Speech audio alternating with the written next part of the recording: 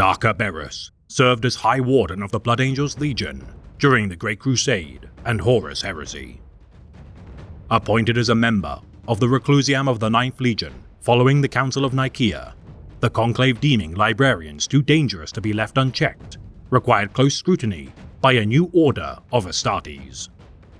Adhering to the decree absolute, each legion of the Astartes eschewed the manipulations of the Immaterium as its librarians removed their psychic hoods and returned to battle as line soldiers.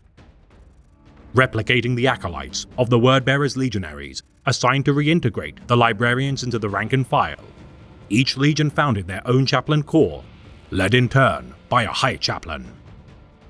Yet among all the legions, the Blood Angels alone refused the service of the Wordbearers chaplains, for within their organization, clandestine black-armored wardens had already existed, who watched for signs of their gene curse.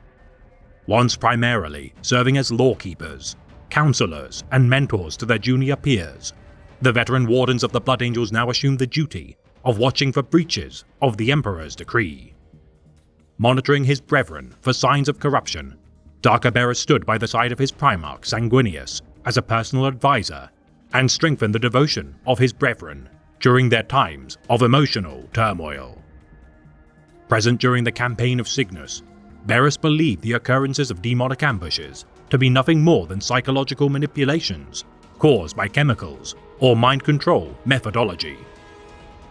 Surviving the subsequent battle of Cygnus Prime as the Legion gave in to their inner bloodlust, Berus tended to the burial of the slain wolf captain of the Vilca Fenrica, Helic Redknife, following his death by the hands of the Company of the Flesh Terror, Nasir Amit.